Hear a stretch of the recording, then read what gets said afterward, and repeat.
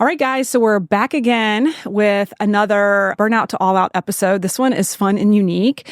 We've got Cheyenne here today, who is a fractional CMO. We're going to do a whole nother episode on that.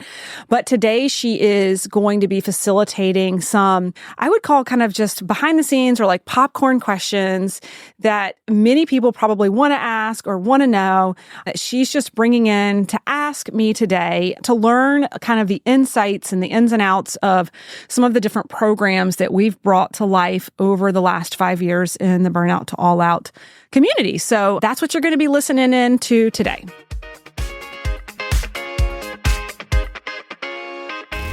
Need some effective, tactical advice that actually helps you get results and makes a real difference in your life and business? You've come to the right place. If you're finding yourself here today, it means you're getting ready to gain serious traction in your business, rapidly multiply your income and impact, and you're ready to make it happen while living all out. Guys, I'm Melissa Hinault, your trustworthy corporate dropout turned six-figure business burnout turned happy and healthy CEO of a multi-million-dollar online business. And you're listening to the Burnout to All Out podcast. On this show, we're serving up innovative growth strategies, simple implementation methods to put them into practice, and action-stimulating inspiration tailored specifically for the modern entrepreneur. Let's dive in.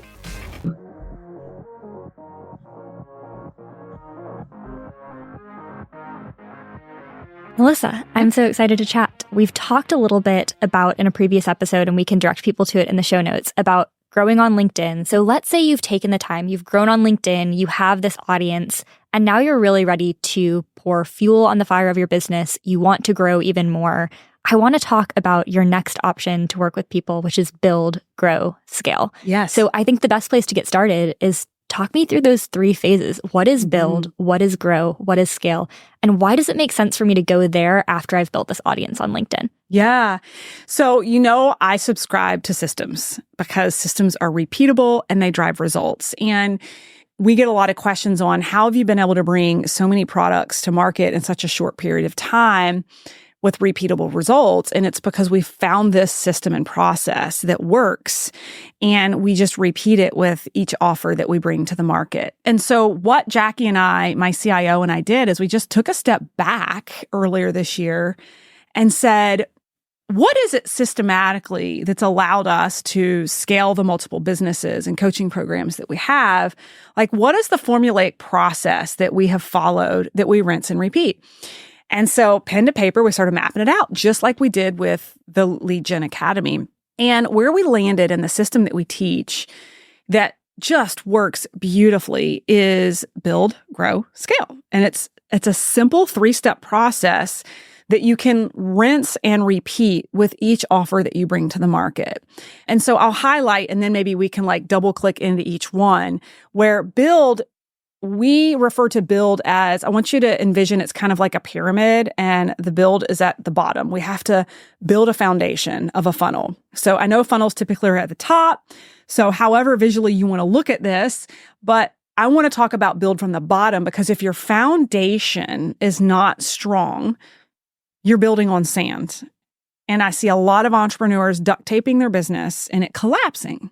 And so the build phase is really important because it's about building a top of funnel strategy. So I'll come back to that in just a minute, but build is a top of funnel strategy. The second layer is grow. And grow is really, what does the customer journey look like? This is how you grow your business. What does the conversion strategy look like? For those who are like, what's a conversion strategy? How are you selling into your programs? And then once they're in, what does that experience look like for the customer, right? So that's the grow. And then the scale is really ascension, right? So just like we're talking about here from the Lead Gen Academy, there's an ascension model into build, grow, scale. There's also an ascension model into the mastermind. So top level, that's what build, grow, and scale are about. Now, when we get into a little bit more detail of what those methods entail and why it's a rinse and repeat is because top of funnel, when I say top of funnel, it means where are your leads coming from? They can come from podcasts, they can come from email, they can come from LinkedIn, they can come from Instagram, they can come from Pinterest, but what they can't come from is all of them at one time. that's like guaranteed failure, right? And so what we really coach inside of Build, Grow, Scale is the principle that I stand by and that we've demonstrated works, which is pick one swim lane, we call it the A lane, and pick a B lane. And that's it when you first get started. And the A lane needs to be your priority channel to generate know, love, trust, and traffic. Because at the end of the day, if you don't have traffic, you have no one to sell to. So we constantly say build community before you build your bank account. You have to build community before you build your bank account. You have to build traffic. You have to commit to a channel. You need to know where your ideal audience is hanging out, and you need to grow a brand and grow value and grow a community in that channel. And don't try to do it across all of them at one time, because you'll never get to grow and you'll never get to scale. So that's a little bit about build, is like choose a swim lane, create traffic. And what we really coach inside the academy is once you have a really solid swim lane, that's your A lane, and you can be playing with your B lane, but you really need to commit to your A lane. Once you have a product or service that's converting, that is generating sales, then you can perhaps take some of that revenue and commit to creating a second channel in full flesh, like fleshing it out. But I am here to tell you, as a solopreneur, when you're first getting started, you're not going to be able to run all of these platforms and whatever your products or services you're running and be all the things, which is why we want our clients to be really good at one, generate revenue, and then delegate out to expand to another one, right? So for us, we started with LinkedIn, and then we started with the podcast. And by the way, we didn't go to the podcast till we had revenue generating income. And then we created the podcast. And when we had revenue generating income that was double or triple that, it was like, okay, now we have money to invest in someone to help us with Instagram. But we're not doing it all ourselves. And you see how we stacked with the funnel by choosing one first. So choose a swim lane, build, commit to it. Then we grow. And this is the second piece to the equation. And that is, choose how you're going to convert to sales. Like, we generate the traffic, but then how are you herding the cats? How are you herding the cattle? At what point is the sale? There's so many different ways you can do that, whether it's through email marketing, whether it's through a one-day webinar, whether it's through evergreen sales, whether it's through the massive 9-day launches that we like to do. But we don't coach everybody to do the 9-day launches. There's a million ways to convert a sale, but do you have this mapped out? And then the offer itself. Like, is it viable? Do people want it? Is it converting? That's another thing we see in the grow aspect of Build, Grow, Scale. And this is where a lot of entrepreneurs get it wrong. They start their business by creating an offer in a vacuum with no real-time feedback that people actually even want it or that they would buy it, which is why we coach systematically to start with build, grow an audience, create traffic, and then work on your offer to see if people will buy it. Because if you do it in the reverse, what I see is people create an offer in a vacuum, they get certified or licensed in something, and they're not working on creating traffic at the same time. Then they go to market with this thing they blood, sweat, and tears to create, and no one buys it because either A, they have no traffic and no audience, or B, because they do have traffic and an audience, but no one wants it, and they didn't do the market research with the audience before they baked it. So that's really, really important in the grow aspect of what we teach inside of Build, Grow, Scale. And then the journey once they're in. People within the first 24 hours of a purchase are looking for affirmation of their purchase. And people have buyer's remorse. I can't believe I just bought that. You know, like, for instance, I just invested in Amy Porterfield's mastermind, right? Big investment and, wire transfer. And I'm like, oh, like, I hope this was the right decision. And then I get a bouquet of flowers at my front doorstep, and she's giving me this inspirational note of how glad she is that I joined and the contribution to the community. So it's like, how are you surprising and delighting your purchasing clients? Like, within 24 hours, what do you have automated that's coming into their inbox that's surprising them, delighting them? So that's a little bit about the journey. The client journey is so important. And then the last piece with scale, I see a lot of people, once they do have an offer converting and it's generating revenue, they actually go back to the market and try to find new customers for a new offer, or are just constantly finding new customers for the thing that they have built. And I'm here to tell you, because we do that, it requires more time and more money, and they convert at a much lower rate than nurturing the hell out of your current clients, creating massive transformation and community for them, and then inviting them into the next level of whatever it is you have to offer. And if you're at a loss of what that is, ask your audience, ask your paying clients.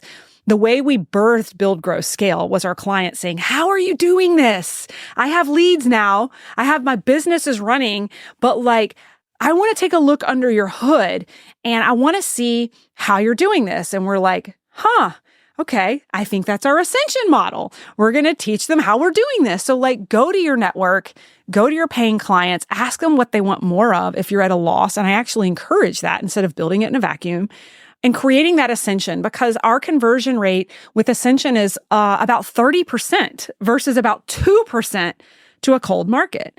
You're also giving away clients you worked really hard for that see an end in their timetable and then they're moving on to someone else versus being able to retain them. So ascension and retention strategies are massive in what we teach inside of Build, Grow, Scale. Yeah. I think that's so powerful. And I just want to take a minute to let that sink in, because it's easy to hear a phrase like Build, Grow, Scale and write it off and assume it's, this is just another business tip. This is just another tactic. This is just another acronym that I'm hearing. Right. But in reality, what I want to sink in for listeners is there's such a greater implication, and not in a fearful way, but just as a business owner, you have to be smart about this. There's a greater implication if you get these wrong. Right. What I heard you say was, for build, if you stop building, if you can't nail how you're bringing in new leads, the well dries up. Right. For grow, if you're not able to nail this, there's implications to this. There's a massive ripple effect if you have clients who you've poured your heart and soul into an offer and you are going to die on this hill if it doesn't work. Right. Now your business dries up there too. Right. And if for scale, you're not able to ascend them, you're not able to keep them in, now you're just constantly running on a hamster wheel to go back to build again. Right. You're just in sales all the time. All the time. And I think that's really important for people to understand, that nailing this is so important. Can you talk a bit about those greater implications and how you see it? If you get this wrong, what does that mean? Right. Well, and that's where we talk about duct tape, right? Like building a business on duct tape, and when you get it wrong. And again, it goes back to creating a business model where, for instance, where you could get it wrong is people purchase your offer and you have no customer journey of nurturing them once they've come in. Maybe it's clunky. They sign up, but then they don't get an email from you. Their experience is awkward. They can't access what they've purchased from you. Your organization and customer support is not well tuned, and they're feeling totally unsupported. They're feeling lost with the resources, and they're energetically within 24 hours, they're regretting their investment. Right. And by the time you get on a call with them, depending on let's say you're in group coaching, there's nothing worse than getting on a group coaching call with pissed off clients who don't know where anything is. And that energy can bring down the whole room. Yeah. That could be reconciled by, for instance, in our community, we have someone paid on staff whose single major job is to do live onboarding, which a lot of people don't want to invest in, right? But we're not just throwing something digitally across email and saying, good luck. We're saying, no, it's mandatory to be successful in this program that you attend one of these live onboardings. We're going to welcome you, call your name out, orient you to everything, and make sure every question is answered. A, they're going to feel so held and so supported. But B, you're going to get less customer service inquiries because you did that. You're actually going to create efficiencies in your business because people aren't lost.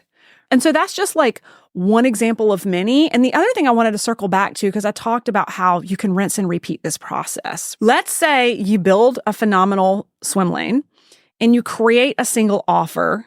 So you build and then you grow like we did. You create a single offer and wow, it's converting. People are buying. We didn't create another offer after that. We didn't go straight. It took us 5 years to create Build, Grow, Scale. What we did, and this is where we talk about the rinse and repeat, once you learn the method and you've got the tools and the templates, we created another top of funnel channel. It's we have a proof of concept. People are buying it. We started with LinkedIn. Now let's go to the podcast. Let's expand the top of funnel. Okay, awesome. This is generating a lot of leads. Now let's work on email marketing. Let's expand our list. What can we do to grow that? Okay, wow, now we've hit $1 million in revenue.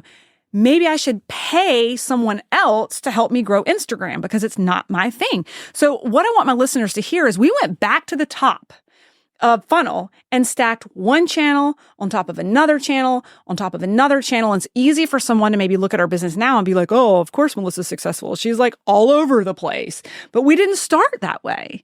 And it was very systematic. And what we didn't do is start to get traction and be like, oh, well, let me sell another thing.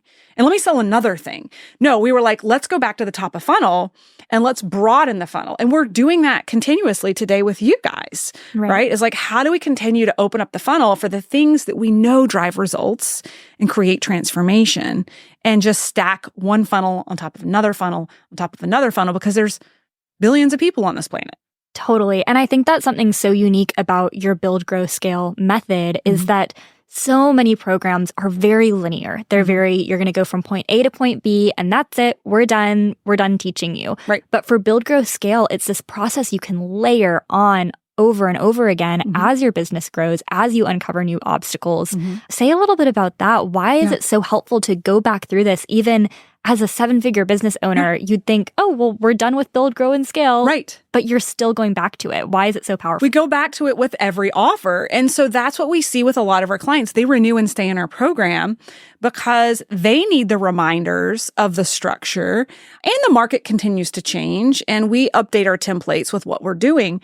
But and this kind of takes me back to the beginning of the interview is I am a true believer in systems and rinsing and repeating and optimizing what works. What I see in entrepreneurship is the shiny object syndrome of like, well, let's try this new widget. Let's try this new thing versus like, no, wait a minute. This system actually really works. So how can we just go back to the well and expand systematically what we know has worked?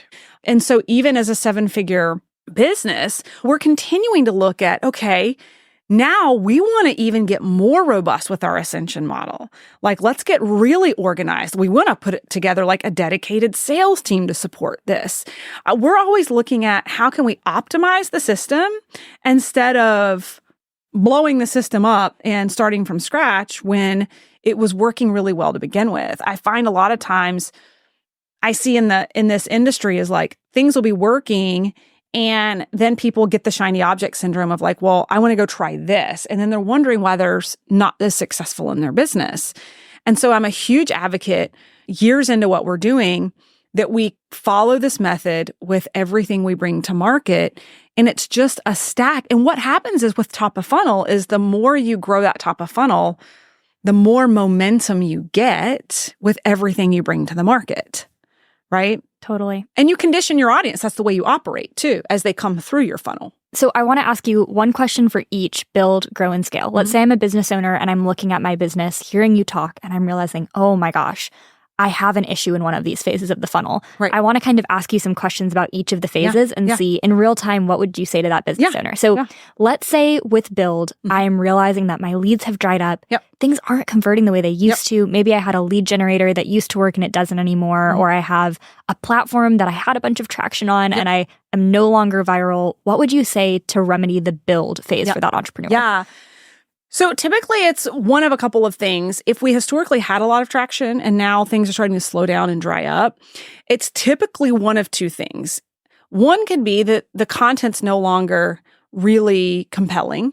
So you have to look at, has there been a shift in strategy with content?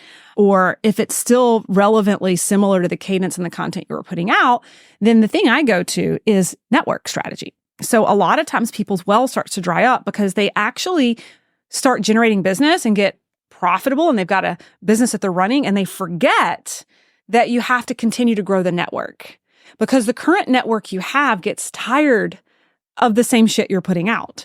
And so that can be a piece of why they're not engaging with your content. They're like, oh, that's so cute, but I've known for the last 5 years Melissa's a LinkedIn expert. Love her, have worked with her. I'm a huge advocate of her, but I'm done with that experience, right? They might be a referral for you, but if you're not strategically trying to grow on a daily basis your network for lookalike audiences that are already purchasing and in your program, the well is going to dry up. So that goes back to, even though we can get in the thick of grow, creating a new offer, we can be really excited about this new cohort. Like we've had scenarios where we've brought in like over 150 new clients into the academy and it can get really overwhelming of like, we got to serve the hell out of these people. And it's like, but at the same time, we can be grateful for what we have, but we still have to be on a daily basis growing an audience that doesn't know about us, because otherwise we're going to lift our head up at the tail end of this graduate group and be like, where's our funnel? Well, we ignored it. And now we have a bunch of avid fans who are maybe even engaging with our content, but they're not buying because they already have, or they're just what do I call them? Like a groupie or for life kind of follower. Yep. You know what I'm saying? Totally. Yeah. Totally. Yeah. And so let's say that I'm solving that problem and now I'm going into the grow phase. And I had this offer. I was so passionate about it. True entrepreneur, visionary form. I ran full steam ahead and it's not working. It's crickets. Yeah. What do you do in that scenario? Yeah. Okay. So this is another kind of root cause analysis, right? Like the first place I go when I have an entrepreneur who's got their first offer, their instinct is the offer's bad. Nobody's buying, right? For me, my instinct first for a quality check is, were there enough eyeballs on the offer? Oh my gosh, people think they talk about it and you are not talking about your offer enough. Right. Even if you think you are talking about it all day long, you are not. Right. So if there's not enough traffic, we can't judge the offer. So it's like, what is the quality of the traffic? Like, and we do root cause analysis in our own business all the time, right? Like in our most recent launch, there was we had some really great results and then we had this big gap, and kind of going back and looking at the data, it's like, I'm at a place where, well, the quality of what we delivered is very similar to what we've always delivered, but there's this one variable over here with, for instance, the conversion of our ads. And it's like, maybe it was the quality of the audience. It wasn't the actual content itself. So this is where you have to begin, you have to take a step back and you have to look at what are the variables and what could be the root cause analysis. And I, especially with an entry-level entrepreneur who's just beginning to build their brand, I always go to the network first. I'm not judging your offer. We're not going to dissect your offer first. We're going to say, is your audience large enough and engaged enough to make a true scientific decision that there's been enough eyes that this offer just isn't viable? So that's number one. And then number two is like, well, what was your conversion strategy with that offer? Was it a compelling enough call to action? And the offer may be great, but the way it was presented was not good, right? That it wasn't compelling enough for people to want to purchase because they didn't actually draw a through line to the transformation, and it wasn't worth the risk for the investment, perceived. But the offer itself and the product they created could be phenomenal. So it could be all in the delivery or the conversion strategy, right? So I'm just walking you through some of the root cause analysis that we do. Conversion strategy. Well, let's say your target audience are dentists and you run a webinar at noon on a Tuesday. Well, know your audience. They have their hands in patients' mouths. That was a horrible time to run a webinar that was live. Do it on a Sunday afternoon, right? And so it's like, it's those kind of root cause analysis before we can just like burn the offer. And then when it gets to the actual offer itself, is doing some market research. So if we have a viable network that we know is engaged, maybe we do some market research. And this is something we have inside of Build, Grow, Scale that Jackie created, which is like a market research survey to ask your current audience about the offer that you're building. Get some real-time feedback to realize if maybe you're selling something people don't want. And maybe ask your audience what they do want and go back to the drawing board. But to me, the last step is blowing up the offer. The first step is assess the top of funnel. Yeah. Assess your conversion strategy. Assess how you're selling it before you blow it up and start over again. I think you can get in a really dangerous spot too if every time you just blow up the offer, like you are going to pivot in so many different directions that you're going to make a square and end up right back where you started. And confuse the hell out of your audience. And confuse your audience if you keep pivoting. So I think that's important. And then for scale, let's say that I have customers, this might look like my leads are coming in, they're buying the thing, and then I never hear from them again. Yeah. Maybe they're not engaging with the offer. Maybe they're not ascending into the next thing. Maybe they're not renewing. What do you do in that scenario? Yeah, part of it is an engagement strategy, right? Like if they're coming in but they're not ascending, you want to look at your messaging. So one of the things that we're doing literally in like our free masterclass is we're showing the vision of ascension. We're showing them how we're a forever home before they even purchase. So instead of chasing them after they're in to give them the vision, and I love it because I'll get on consult calls. We're here in Charlotte recording this podcast with our mastermind members, and a number of them have said, Louise is over here, I'm watching her right now. It's like, she came in through the Lead Gen Academy, but she was aware of the mastermind, right? And she was like, I am going to be one of your students that's going to be on stage next year. And the reason she had the vision was because we gave her the vision of the opportunity, of the longevity of the relationship and how we can work together. So number one is, are you creating we literally have a visual map, like an actual slide in the middle of a masterclass for our flagship beginner offer. We're showing them the visual of how they can ascend to be with us for life, right? So that's number one. And then number two is, what is your nurture strategy while they're in your program? Like, we have a series of emails that check in like on a timed cadence of nurture, of like where they are in the program, and casting a vision of options as they're nearing the end of their program. And so one of the things we're looking to actually enhance is bringing in our sales team to actually internally really what we call concierge into the academy. These concierges may stay concierge for the entirety of their ecosystem inside of the program, of checking in with them and strategizing with them their next steps, whether it's the modern entrepreneur, whether it's build, grow, scale, or it's time to jump into the mastermind, right? So it's like, do you have an infrastructure and an SOP to engage with and cast vision to where your clients can go next, and planting that seed early so that it's not the day that they get the email that this is your last day and they are off to the next thing and had no idea they could stay with you. Yeah. Right. Yeah. Well, it's so interesting as you're talking about it, and tell me if I'm wrong with this connection I'm making, but it sounds like at each stage, you're almost looking to the previous stage to see if you set yourself up well. So if I have a product that's not scaling, I actually, to an extent, need to look back at the product I created and, am I delivering it well? Am I taking care of them? Am I nurturing them? And then if you're having a problem with growing, it's looking back and saying, did I attract the right people in the first place and build? Like, you're kind of always looking back, which is why, again, I think it's so powerful that this is a cycle. It's not linear. It's something you're always referring back to to get your business in the spot that you feel really great about. Totally. Yeah. Totally. And I will be the first to admit, I feel like to this day, our ascension model to our mastermind, we have nailed. This past year, closed it out in 40 minutes. Like, we've done a great job of planting seed of these highly desirable spots.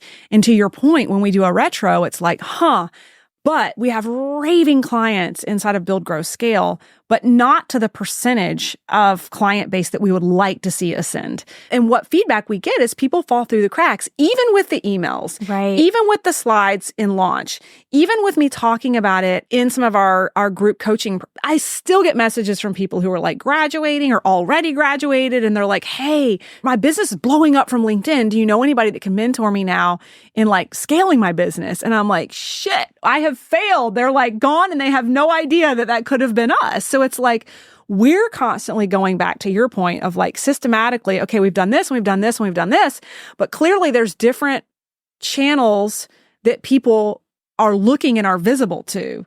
And like, one of the most creative things I just saw that's engaged me, because it's digital overload as a CEO in the online space. Believe it or not, to most of my listeners, I am not on social media like most of my day. I am coaching and I am running a business, and I'm just not there.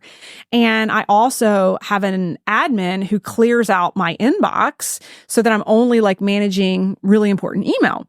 So to sell me anything as a CEO is pretty difficult in social media. And I came home from a trip to Maine, and there was a postcard in my kitchen.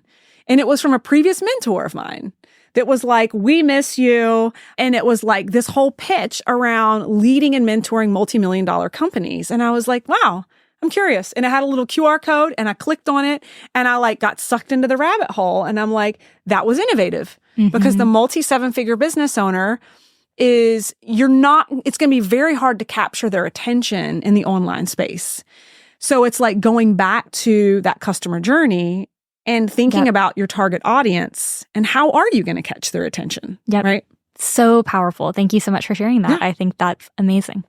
Melissa, we were driving over here to the podcast studio today, and you started to tell me a really cool story about meditation and your morning routine. And I would love to hear you share it with listeners because it was really powerful for me.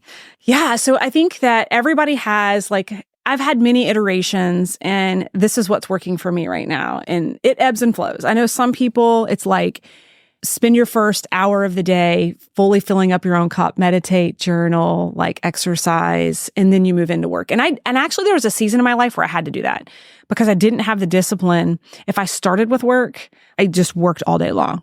It just there was no stop, right? But where I am today and what works really well for me, because someone asked, do you meditate first thing in the morning? I actually don't. I find that I have a lot of mental chatter first thing in the morning, and it's hard for me to get still and get quiet to receive what I'm asking for when I'm thinking about the most important things I need to do for my day. And I've also learned that I love being in the gym, and I love being in the gym at optimal, peak state, which is not right when I woke up. It's actually after some tea and some downtime in the morning to wake up and some nutrition in my body. And then I can get a really good workout in. And for decades, I would get up at 4:30, go straight to the gym to the 5 a.m. class and be like a zombie, but get my workout in because it was all I knew. So now what I do the day before in my calendar, before my day is up at about 4 o'clock, I look at what's most important tomorrow. What's the number one thing, if nothing else gets done, needs to be accomplished in my business? And I actually earmark it for 5 to 5:30 in the morning.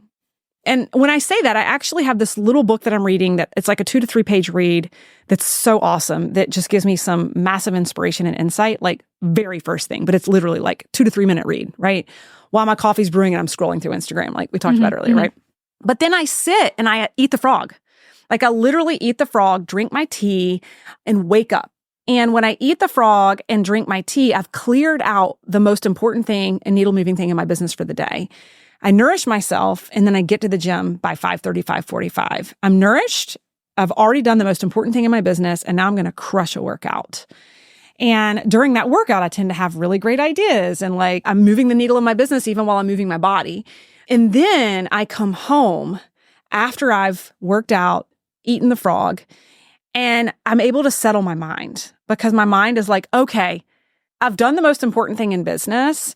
Now I'm going to sit with intention and call in what I need to know right now in my business in a meditation. And I'm actually fortunate that I've got these beautiful woods and 2 acres, and I go out barefoot, especially when it's warm, to get my feet in the ground. And I sit in the grass in front of the trees. And I'm a huge fan of hape, which is plant-based medicine and it's flowers, it's plant medicine from the Amazon that really decalcifies the pineal gland rapidly, which is something I learned to do through breath and meditation over the past 2 years. And what I've found is that the plant medicine is just rocket fuel for me. It's a 7-minute meditation with the decalcification of the pineal gland instead of a 1-hour extensive breath work session to get into that same meditative state. And I sit in meditation with purpose. So for me in my divine connection, I am, depending on what I'm sitting in. The other day, it was full dedication to recognition of my son's 7th birthday and his circle around the earth. So every day is different. And it was profound, emotional meditation for me. And I'm not even going to get into that. You guys can go find it on Instagram, but just the breakthroughs that I had and the ahas that I had with that. So certain days it's me celebrating other people. Certain days I'm looking for clarity, right? I'm building my business plan for next year, and I'm strategizing around the Modern Entrepreneur, which is this incredible program I started last year with the vision that bodies build businesses. I believe that a lot of entrepreneurs are not stuck in business because of the wrong business strategy. Every business strategy, for the most part, works. They're blocked because of what internally is blocking them, and they don't have the skills to unblock and create and remove what needs to be removed in order for them to have the capacity to hold what they're trying to call in. I think that is the number one challenge with entrepreneurs. And let's be honest, I think a lot of us in entrepreneurs, we're horizon chasers, and that we're horizon chasers for a reason. And a lot of us have some internal work to work through that because the horizon never ends, right? So sitting in meditation this morning, I was really looking for clarity with Modern Entrepreneur because I'm how do I evolve this in the new year? What does it look like? And I'm always challenged as a business strategist but also feeling strongly compelled in the mindfulness space and how much I've changed and how much my business has grown has truly been because of the inner work that's allowed me the capacity to hold. It's allowed the creativity to create. We just talked about build, grow, scale and all the systems and process, but the way I came up with it was through doing the inner work to create the capacity to be creative. And to come up with those ideas and strategies came from creating a healthy space in my body, right? And so in meditation this morning, I was very directed and I said, I call it in and I give universal permission, divine intelligence, God, universe, whoever you want to call in, I give you universal permission. Give me guidance, give me clarity in the direction I need to go with the modern entrepreneur this coming year. Why is that important to ask for permission at that stage? Wouldn't you think like, oh, it's just going to be given to me no matter what? Why do you have to ask for it? Well, because I truly believe we're surrounded by spirit guides. And I truly believe that we have to call in what we want guidance for.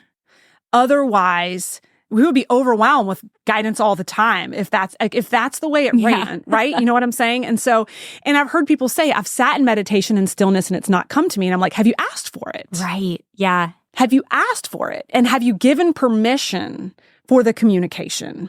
And so for me, I sat with it and here what I have found, and you and I were talking about this the other day, I've really struggled with, gosh, how do I evolve this modern entrepreneur, but also evolve the Lead Gen Academy? And initially I'm thinking, modern entrepreneur is so important, but how do I hand it off? Because I've really got to focus on the thing that generates the large majority of the income for the company. And in my meditation, what came to me was, number one, you're thinking about this all wrong. How do you get more involved in modern entrepreneur? Because it's profound impact that you're creating. How do you delegate more in the Lead Gen Academy so that you have the capacity to develop this? And what came through to me was my spiritual mentor, Sam. Just direct message of like, collaborate with her. You don't have to know exactly what it looks like. You just have to know about the transformation you want your clients to have. The through line I have found in all of our podcast over the past 2 days with all of our mastermind members, and the number one question I've asked them about their evolution this year, every single one of them has said it's been the mindfulness and the stillness that you've taught me that's allowed the breakthrough in my business. And that came through in my meditation of, you can't ignore the power of this. And you can't ignore your power in being able to expose people to this. And what you need to do is collaborate with Sam. And you don't have to know what it looks like today. You just have to know what the transformation is going to be. Dedicate time to sit down with her, map it out, what this is going to look like next year. And so I just came out of it so excited that in an instant I had clarity of the direction I need to go next year and exactly who I need to do it with. And I sent her a message. And what's wild is she took a screenshot of a message, because when she opened my message, she realized she had started a message to me last week. Oh my God. That said, how can we go deeper working together? That's like instant chills. Yes, that's what she said. And she was like, somehow I forgot to hit the send button. Wow. I wonder if it's because you hadn't asked yet to receive that. Yeah. Right? Yeah. Like maybe she couldn't even send the message because it hadn't. Yeah. Oh my gosh. Wild. And if you really want to go down in a rabbit hole, I also have some cards, Oracle cards that I love. And I sat with the cards afterwards and said, what do I need to know about my next step? And the card I pulled was a message in a bottle. And the descriptor in it was, you are receiving direct messages from your spirit guides in your collaboration and in your work, and trust the direct line of communication you're getting today as the next steps that you need to take. It was just like timely, like just all of it. Yeah. So timely. Yeah. So I'm feeling super aligned. Yeah. Again, every day it's a different purpose in my meditation. Sometimes I'm overwhelmed. I'm totally stressed out. And my meditation is very grounding. I have plant medicine that's grounding and very centering when I'm feeling overwhelmed or removal of negative energy. You know, as a CEO, you go through processes of hires and fires, and that energy can be really toxic. And, you know, I'm going through a challenge right now. It's just part of life. But like my executive assistant is leaving the company, and that energy can be really heavy. And instead of it being really heavy, my meditation a couple of days ago was a cord cutting, and I listened to this incredible music. I'll have to put it in the show notes, but it's a love song about gratitude to the person that you're parting ways with, that the soul contract is expiring, and how much I love you and how much I thank you, and even how much I'm sorry for anything that I did wrong, right? And sitting in those 7 minutes, when I came out of it, I had 3 pages of gratitude about my executive assistant, what I appreciated from her. And it was the most beautiful, magical cord cutting and way to kind of tie a bow in the end of this soul contract. So like, to me, meditation can serve so many different modalities of celebrating someone's life, to working through negative energy, to gaining clarity with my next step. But the first step is creating space to receive and ask for it. So if someone wants to do this, how do you even go about knowing what question to ask? You're kind of talking a little bit about that. One day it might look like, this question with your assistant. Another day it might look like your business. Another day it might just be, I'm, frustrated and tension. And how are you going about asking almost, I hesitate to say the right questions, because I think the questions are going to be helpful no matter what. But how do you go about asking that? Oh, that's a good question. I'm like, shameless plug, come join Modern Entrepreneur. Yeah. And we'll help you with that. But to me, it's been a work in conscious work in my spiritual journey to learn that practice. So I've made a concerted effort to really invest in working with my spiritual mentor for 2 years now. And she's just taught me layer upon layer of like new practices that have gotten me to a place of learning how to intuitively know what I want to sit with. And I didn't start that way. And that brings me back to the modern entrepreneur and why I feel so compelled to make it more available for people than, I pay a really high premium to work with a spiritual mentor at this level. And my vision has been, how can I bring that mainstream to my entire audience in a way that's impactful to them if they don't have maybe they don't have the $30,000 to work with someone personally like that. How can we bring it in to our community and make it really affordable and instill the practices that many entrepreneurs need and stack and learn some of these modalities that I've been able to learn? Yeah. I don't know how to phrase this next question, so I'll ramble for a second, but I'll land the plane.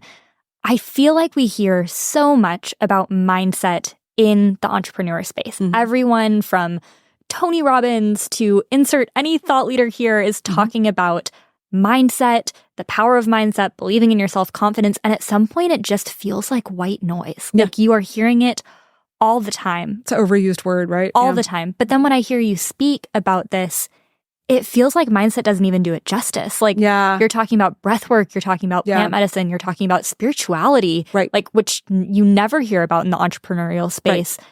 I don't know what my question is, but I would just love to hear you kind of riff on that topic. Like, why is this more than mindset? Why does it matter outside of just believing in yourself and a sticky note you're going to put on your mirror in the morning? Oh my gosh. So it's been an evolution, right? It's such a great question because my mastermind members have probably witnessed this for me is my first major transformation in mindset was around manifestation, learning how to call in and learning how to reprogram, learning the science behind your thoughts physiologically become your body. Like we could go down in a rabbit hole about that. And this is a lot of the Tony Robbins stuff. And like, I get it. I'm on board with it. And it was massively transformational for me. But that still to me is the little I. That's self-preservation. It's what I'm calling in. It's what I want. And you get to a level, at least I have in business, where you get to the bigger I, which is impact. And it's like, you have to have divine connection in order to have that full purpose. And there has to be a practice to slow down and get connected. And when I say big I mean impact to all. Like, what is my divine purpose? How, universe, God, spirit, how can I take the God-given gifts that you've given me? How can I take this wild journey you're taking me on? And how are you sculpting me to be a mentor for others? How are these God-given gifts that you're giving to me turning into something that I can impact others in a way that positively creates a positive upward spiral for the collective whole? And that's different than manifesting $1 million. Right. It's a totally different level. When I sit right now with planning with my live event, I'm asking God, Spirit, what is it that you want to work through me while I'm on stage? Why are you bringing hundreds of people to this one location for 3 days? How can I be a vehicle for you to create transformation for these people? Which is a completely different practice than feeling and embodying and seeing the $1 million you want to make. It's a different level of internal connection, intuition, and purpose, if you ask me. And they're all important, right? Yeah. Well, and you were saying earlier about how we often as entrepreneurs can be blocking ourselves. Mm-hmm. But when you think about it with that lens of you're not just blocking yourself, you're blocking your impact. You're blocking the ripple effect that you can have. You've been gifted with this audience. You've been gifted with 300 people showing up in a room. Yep. That's so powerful. Okay, I have another question for you, and you can tell me if I'm going too far down a spirit rabbit trail. Yep. Spirit rabbit trail? But I'm really curious about this because I've noticed this in you. You talk about your oracle cards, and then you use the word God, and then you talk about your kids going to church camp, and then plant medicine and manifestation. Yeah. How does it all fit together for you? How does all the spirituality stuff fit together and inform your business? Yeah. So I think that for me, a couple of things. Since I was a child, I was fascinated with the cosmos. Like at the age of 12, I had like every Carl Sagan book and like thought I was going to be like an astrophysicist. So since a young age, I've been wildly curious about like our connection to the greater universe and how it all comes together, right? So there's that as your backgrounder. But I also grew up in a very like Christian spiritual, when I say spiritual, like Christian spiritual upbringing. And I actually lost my faith for a while. A lot of crap has happened to me in my past and even my life today with, an alcoholic father and a sister suffering from mental disorder and living like right at the poverty line. And there was trauma that happened to me. And so I also was in a space where for a while, religion, I felt like was an excuse with my mom.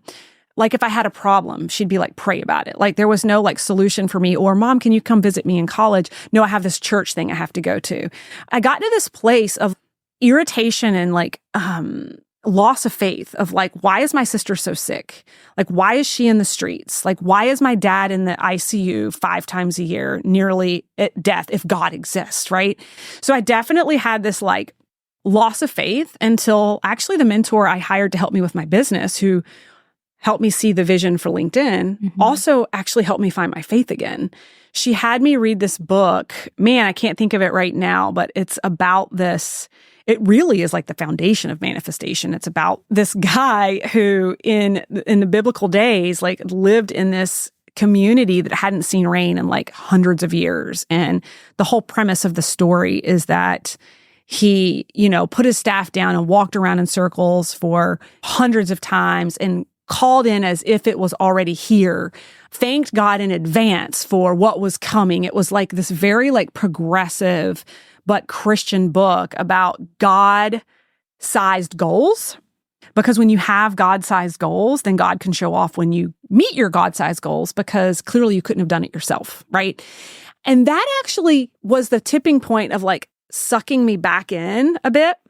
Then I read this book about Mary Magdalene, who is like the disciple that's never discussed, that was like one of Jesus's confidants, other than her being like a prostitute in the book, right? I won't go into a rabbit hole in it. You guys can go read the book. But the bottom line of that book is it brought this like more feminine lens of Christianity to me. Having grown up in a church where God is a he, Jesus is a him, disciples are all he. Every person who wrote a chapter in the book was a man. And so as a female, and what I'd been through, I just didn't feel as connected. And when I read about Mary Magdalene and her written word around how God is within us and how we have this power to communicate with God, and I started to begin being exposed to breath and exposed to other religions and other ways to connect, my lens started to open. And what happened is, this was my profound moment. I've been teaching for years around money mindset, that we adopt our mindset around money from our parents. But I never thought about the fact that we adopt our mindset around religion from our parents too. So we adopt what we've been exposed to, but it doesn't necessarily make it right or wrong. And that was an expander for me to then get curious about other religions, about different modalities of spirituality. It took me to Bali for 10 days where I witnessed multiple religions and witnessed the daily practice of gratitude with some of the happiest people on the planet who have nothing, like nothing. They can't even afford to get off the island. And it broadened my view of connection to God. And it broadened my view of all of us across the planet. 99% of us have some acknowledgement that there's a God, but we all call it something different. We have different practices to connect, different practices to have conversations. Depending on where we grew up and what we were exposed to, the practices are different, but we all believe, a lot of us, in this higher power. And so that was the tipping point for me, was like, it doesn't have to be Christianity. It doesn't have to be Buddha. It doesn't have to be my practices within me. Yeah. And I've never felt so held and so connected by not feeling like I have to go to a church to be connected. And I don't judge any religions. All of you is welcome. All of the religions is welcome, right? We're all loved and supported. I just feel like I've been able to tap in at a much higher level with what I'm doing now. That was a long-winded way to answer your question. No, I think it's great. And I just think it's really important for people to hear, like, your view can be so big. And this isn't something that's adjacent to your business. Mm-hmm. It sounds like it's something that's opened your business up for so much more when you know to ask the right questions, when you can have a big view of what God or universe or whatever that looks like, when it goes beyond manifestation and mindset, and is this more all-encompassing way that you're showing up every day and opening yourself up to the possibility in your business and having that impact. Right. I think it's really, really powerful for people to kind of hear, and if they're curious about that, know that there's opportunities for them to expand their business through expanding in this place that you might not automatically connect to business. Right. But when you can. Yeah. That's where the magic happens. Right. Because there's a through line between purpose and impact in your God-given gifts. Right. And I feel like a lot of people are in business for profit and they're in business for lifestyle. And I'll be the first to admit, when I first launched my business, it was to get out of my W-2. It was self-preservation. But I think where true happiness and energetic alignment and fulfillment really begin to take off is when you can find the through line of a greater impact to the greater good. And I believe you get rewarded for it and you get feedback from it. When you have a higher purpose, there's just so much more satisfaction in what you do when you see the impact of being able to relay your gifts in a way that impacts everyone else. Right. Okay, last question to end this episode. You asked one question to all your members here at the E360 Mastermind. Yeah. Talk a bit about that question you asked them and what their common response was.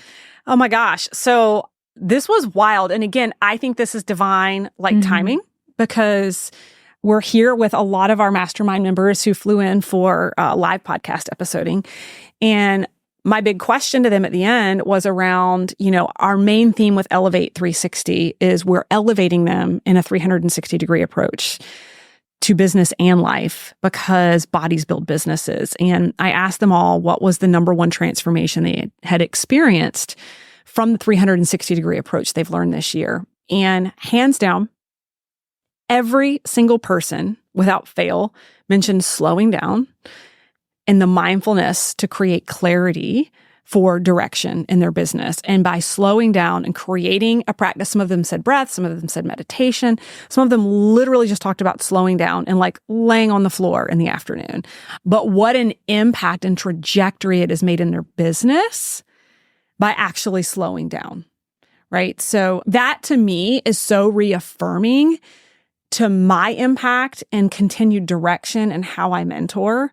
Interviewing them was just as much a gift for them as it was a gift for me, and divine, I think, feedback of the impact that I'm making that I need to continue to focus in on. Yeah. Well, thank you for sharing that. And I really think you are making that impact. Oh, thank you. Yeah. Thanks, guys, so much for listening in on today's podcast episode. And I can't wait for you to see my upcoming guest in the next episode. You are going to love this keynote speaker. Hey, here's the deal. If you liked this, please subscribe and leave a review. And you want the latest online business growth strategies and exclusive LinkedIn pro tips sent straight to your phone? Text the word update to 704-318-2285. That is, text the word update to 704-318-2285. Can't wait to see you guys. Come find me over on Instagram, LinkedIn, Facebook, wherever you like to hang. Cannot wait to hear how you are enjoying and applying what you're learning. You guys reach out to me over on social because I love hearing what's resonating with you. When you reach out to me and you send me those personal DMs, they really do impact the content I continue to bring forward to you. So again, come find me, Melissa_Hinault over on Instagram, Melissa Hinault over on LinkedIn and Facebook. Can't wait to see you guys over there.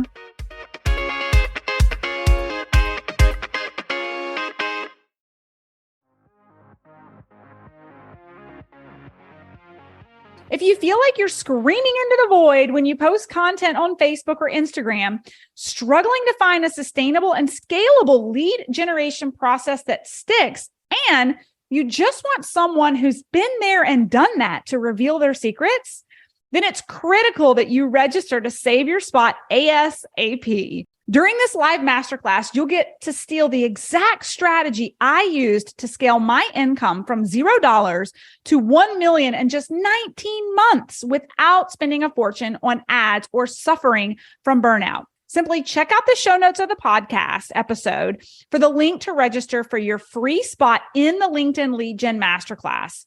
And don't worry, even if you miss a couple of days or you can't make it to all the training sessions, we'll deliver the replays directly into your inbox daily so you can watch them on your own time. All you have to do is make sure you sign up for the masterclass before registration ends